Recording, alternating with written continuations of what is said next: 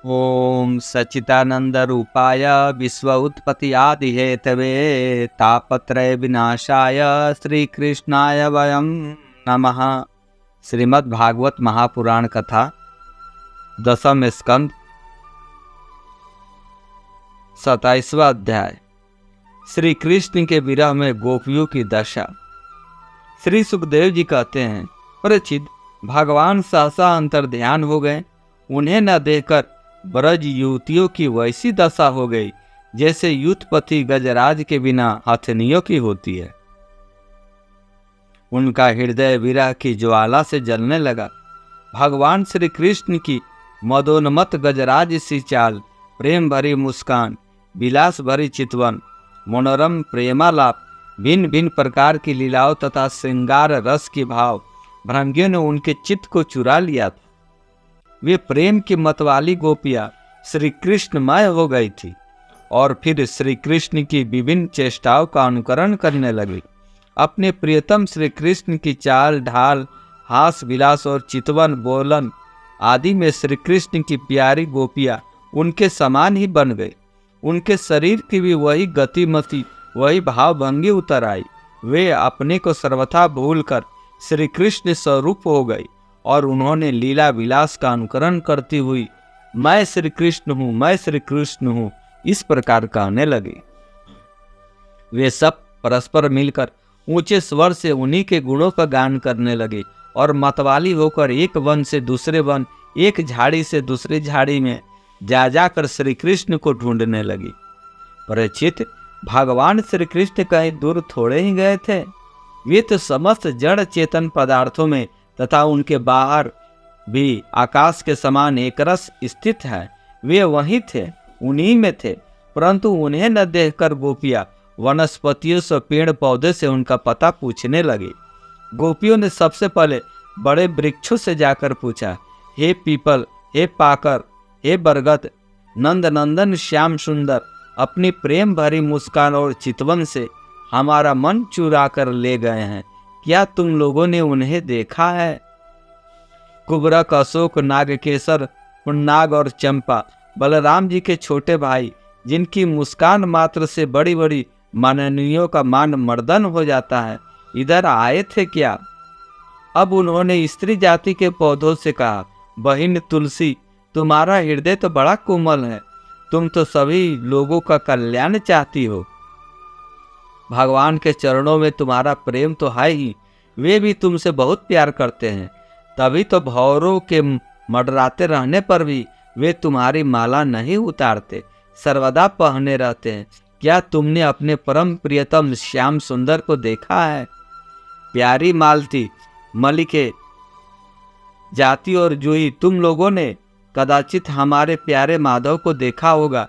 क्या वे अपने कोमल करों से स्पर्श करके तुम्हें आनंदित करते हुए इधर से गए हैं? रसाल, प्रिया, कटहल, पीतसाल, कचनार, जामुन, आक, बेल, मोल, श्रीयाम, कदम और नीम तथा अन्य यमुना के तट पर विराजमान सुखी तरुवरों, तुम्हारा जन्म जीवन केवल परोपकार के लिए है। श्री कृष्ण के बिना तुम्हारा जीवन सूना हो रहा है, हम बेहोश हो रही है। तुम हमें उन्हें पाने का मार्ग बता दो। भगवान की प्रियसी पृथ्वी देवी, तुमने ऐसी कौन सी तपस्या की है कि श्री कृष्ण के चरण कमलों का स्पर्श प्राप्त करके तुम आनंद से भरी रहती हो और तृणलता आदि के रूप में अपना रोमांच प्रकट कर रही हो? तुम्हारा यह उल्लास विलास श्री कृष्ण के चरण स्पर्श के कारण है, अथवा वामन अवतार में विश्व रूप धारण करके उन्होंने तुम्हें जो नापा था उसके कारण है? कहीं उनसे भी पहले वाराह भगवान के अंग संग के कारण तो तुम्हारी यह दशा नहीं हो रही है। अरे सखी हरिणियों, हमारे श्याम सुंदर के अंग संग से सुशर्मा सुंदर की धारा बहती रहती है। वे कहीं अपने प्राणियों के साथ तुम्हारे नयनों को परमानंद का दान करते हुए इधर से ही तो नहीं गए हैं? देखो देखो, यहाँ कुलपति श्री कृष्ण की कुंदल नीली की माला की मनोहर गंध आ रही है। सो उनकी परम प्रेयसी के अंग संग से लगे हुए कुछ कुसुम से अनुचरित रहती है। तरवरो, उनकी माला की तुलसी में ऐसी सुगंध है कि उनकी गंध के लोभी मतवाले भौरे प्रत्येक क्षण उस पर मंडराते रहते हैं। उन्हें एक हाथ में लीला कमल होगा और दूसरा हाथ अपनी प्रियसी के कंधे पर रखे होंगे। हमारे प्यारे श्याम सुंदर इधर से विचरते हुए अवश्य गए होंगे। जान पड़ता है तुम लोग उन्हें प्रणाम करने के लिए झुकी हो, परंतु उन्होंने अपनी प्रेम भरी चितवन से भी तुम्हारा वंदना अभिनंदन किया है या नहीं? अरे सखी, इन लताओं से पूछो, ये अपने पति वृक्षों को भुजा पास से बांधकर आलिंगन किए हुए हैं, इससे क्या हुआ?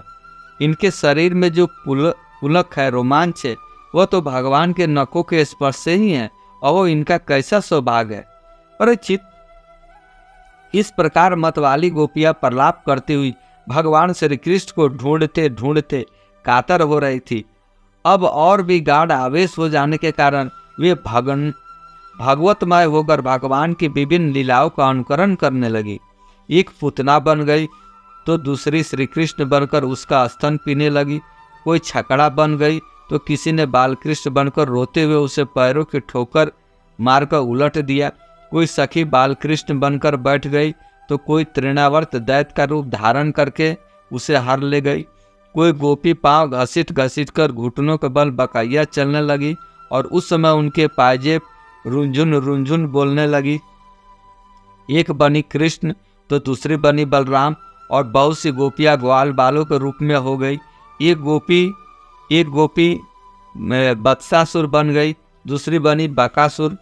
तब तो गोपियों ने अलग अलग श्री कृष्ण बनकर वतासुर और बकासुर बनी हुई गोपियों को मारने की लीला की। जैसे श्री कृष्ण वन में करते थे वैसे ही एक गोपी बांसुरी बजा बजाकर दूर गए हुए पशुओं को बुलाने का खेल खेलने लगी। तब दूसरी गोपी वाह वाह करके उसकी प्रशंसा करने लगी। एक गोपी अपने को श्री कृष्ण समझकर दूसरी सखी को गले में बांह डालकर चलती और गोपियों से कहने लगी, मित्रों, मैं श्री कृष्ण हूँ, तुम लोग मेरी यह मनोहर चाल देखो। कोई गोपी श्री कृष्ण बनकर कहती, अरे ब्रजवासियों, तुम आंधी पानी से मत डरो, मैंने उससे बचाने को उपाय निकाल लिया है। ऐसा कहकर गोवर्धन धारण का अनुकरण करती हुई वह अपनी ओढ़नी उठाकर ऊपर तान लेती। परीक्षित, एक गोपी बनी कालिया नाग तो दूसरी श्री कृष्ण बनकर उसके सिर पर पैर रखकर चढ़ी चढ़ी बोलने लगी, रे दुष्ट सांप, तुम यहाँ से चला जा, मैं दुष्टों का दमन करने के लिए ही उत्पन्न हुआ हूँ। इतने में ही एक गोपी बोली, अरे ग्वाल वालों, देखो वन में बड़ी भयंकर आग लगी है, तुम लोग जल्दी से जल्दी अपनी आंखें मूंद लो, मैं अनायास ही तुम लोगों की रक्षा कर लूँगा। एक गोपी यशोदा बनी और दूसरी बनी श्री कृष्ण। यशोदा ने फूलों की माला से श्री कृष्ण को उखल से बांध दिया। अब वह श्री कृष्ण बनी हुई सुंदर गोपी हाथों से मुंह ढककर भय की नकल करने लगी।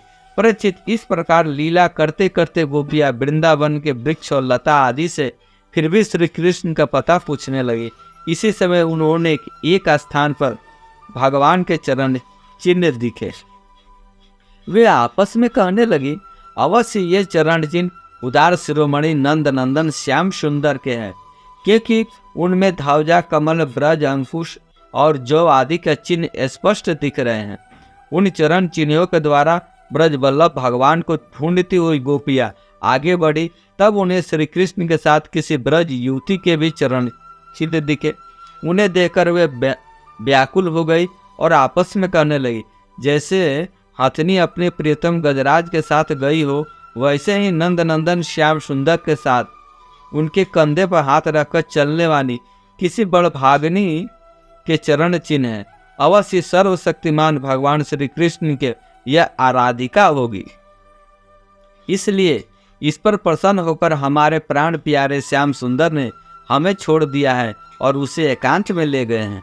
प्यारी सखियों, भगवान श्री कृष्ण अपने चरण कमल से जिस रज का स्पर्श कर देते हैं वह धन्य हो जाती है, उसके अहो भाग्य है। क्योंकि ब्रह्मा, शंकर, लक्ष्मी आदि भी अपने अशुभ नष्ट करने के लिए उस रज को अपने सिर पर धारण करते रहते हैं। अरे सखी, चाहे कुछ भी हो, यह जो सखी हमारे सर्वस्व श्री कृष्ण को एकांत में ले जाकर अकेले ही उनकी अदर सुधा का रस पी रही है, इस गोपी के उभरे हुए चरण चिन्ह तो हमारे हृदय में बड़ा ही क्षोभ उत्पन्न कर देते हैं। यहाँ उस गोपी के पैर नहीं दिखाई देते। मालूम होता है या हमारे श्याम सुंदर ने देखा होगा कि मेरी प्रेयसी के सुकुमार चरण कमलों में घास की नोक गड़ती होगी, इसलिए उन्होंने उसे अपने कंधे पे चढ़ा लिया होगा। सखियों, यहाँ देखो, प्यारे श्री कृष्ण के चरण चिन्ह अधिक गहरे बालू में धंसे हुए हैं। इससे सूचित होता है कि यहाँ वे किसी भारी वस्तु को उठाकर चले हैं। उसी के बोझ से उनके पैर जमीन में धंस गए। हो ना हो यहाँ उस कामी ने अपने प्रियतमा को अवश्य कंधे पर चढ़ाया होगा। देखो देखो, यहाँ परम प्रेमी ब्रजवल्लभ फूल चुनने के लिए अपनी प्रेयसी को नीचे उतार दिया है, और यहाँ परम प्रियतम श्री कृष्ण ने अपनी प्रेयसी के लिए फूल चुने हैं। उचक उचक कर फूल तोड़ने के कारण यहाँ उनके पंजे तो धरती में गड़े हुए हैं और एड़ी का पता ही नहीं। परम प्रेमी श्री कृष्ण ने कामी पुरुष के समान यहाँ अपने प्रेयसी के केस संवारे। देखो, उनके चुने हुए फूलों की प्रेयसी चोटी में गुथने के लिए यहाँ अवश्य बैठे रहे होंगे। परिचित, भगवान श्री कृष्ण आत्मा राम है। वे अपने आप में ही संतुष्ट और पूर्ण है। जब वे अखंड हैं, उनमें दूसरा कोई है ही नहीं, तब उनमें काम की कल्पना कैसे हो सकती है। फिर भी उन्होंने कामियों की तरह दीनता, स्त्री परवस्था और स्त्रियों की कुटिलता दिखलाते हुए वहाँ उस गोपी के साथ एकांत में क्रीड़ा की थी, एक खेल रचा था। इस प्रकार गोपियाँ मतवाली से होकर अपने शुद्ध बुद्ध खोकर एक दूसरे को भगवान श्री कृष्ण के चरण चिन्ह दिखलाती हुई वन वन में भटक रही थी। इधर भगवान श्री कृष्ण दूसरी गोपियों को वन में छोड़कर जिस भागवती गोपी को एकांत में ले गए थे, उसने समझा कि मैं ही समस्त गोपियों में श्रेष्ठ हूँ। इसलिए तो हमारे प्यारे श्री कृष्ण दूसरे गोपियों को छोड़कर, जो उन्हें इतना चाहती है, केवल मेरा ही मान करते हैं, मुझे ही आदर दे रहे हैं। भगवान श्री कृष्ण ब्रह्मा और शंकर के भी शासक है। वह गोपी वन में जाकर अपने प्रेम और सौभाग्य के मद में मतवाली हो गई और उन्हीं श्री कृष्ण से कहने लगी, प्यारे, मुझसे अब तो और चला नहीं जाता, मेरे सुकुमार पांव थक गए हैं, अब तुम जहाँ चलना चाहो मुझे अपने कंधे पर चढ़ाकर ले चलो। अपनी प्रियतमा की यह बात सुनकर श्याम सुंदर ने कहा, अच्छा प्यारी, तुम अब मेरे कंधे पर चढ़ लो। यह सुनकर वह गोपी ज्यों ही उनके कंधे पर चढ़ने लगी, त्यों ही श्री कृष्ण अंतर्ध्यान हो गए। वह सौभाग्यवती गोपी रोने पछताने लगी। हा नाथ, हा रमण, हा श्रेष्ठ, हा महानुभाव, तुम कहाँ हो, तुम कहाँ हो मेरे सखा, मैं तुम्हारे दीनहीन दासी हूँ, शीघ्र ही मुझे अपने सानिध्य का अनुभव कराओ, मुझे दर्शन दो। परीक्षित, गोपिया भगवान के चरण चिन्हों के सहारे उनके जाने का मार्ग ढूंढती ढूंढती वहां जा पहुंची। थोड़ी दूर में उन्होंने देखा कि उनकी सखी अपने प्रियतम के वियोग के दुख में दुखी होकर अचेत हो गई है, बेहोश हो गई है। जब उन्होंने उसे जगाया, होश में लाया, तब उसने भगवान श्री कृष्ण से जो उसे प्यार और सम्मान प्राप्त हुआ था वह उनको सुनाया। उसने यह भी कहा कि मैंने कुटिलतावश उनका अपमान किया, इसी से वे अंतर्ध्यान हो गए। उनकी बात सुनकर गोपियों की आश्चर्य की सीमा न रही। इसके बाद वन में जहाँ तक चंद्रदेव की चांदनी छिटक रही थी, वहाँ तक तो वे उन्हें ढूंढती हुई गई, परंतु जब उन्होंने देखा कि आगे घना अंधकार है, घोर जंगल है, हम ढूंढती जाएंगी तो श्री कृष्ण और भी उसके अंदर घुस जाएंगे, तब वे उधर से लौट आई। परिचित, गोपियों का मन श्री कृष्णमय हो गया था। उनकी वाणी से कृष्ण चर्चा के अतिरिक्त और कोई बात नहीं निकलती थी। उनके शरीर से केवल श्री कृष्ण के लिए और केवल श्री कृष्ण की चेष्टाएं हो रही थी। कहाँ तक कहूँ, उनका रोम रोम, उनकी आत्मा श्री कृष्णमय हो रही थी। वे केवल उनके गुण और लीलाओं का ही गान कर रही थी और उनमें इतनी तन्मय हो रही थी कि उन्हें अपने शरीर की भी सुधि नहीं थी। फिर घर की याद कौन करता। गोपियों का रोम रोम इस बात की प्रतीक्षा और आकांक्षा कर रहा था कि जल्दी से जल्दी श्री कृष्ण आए। श्री कृष्ण की ही भावना में वो डूबी हुई गोपियाँ यमुना जी के पावन पुलिन पर रमण रेती में लौट आई और एक साथ मिलकर श्री कृष्ण के गुणों का गान करने लगी। शेष अगले अंक में। राधे राधे। जय जय श्री राधे, जय जय श्री राधे, जय जय श्री राधे।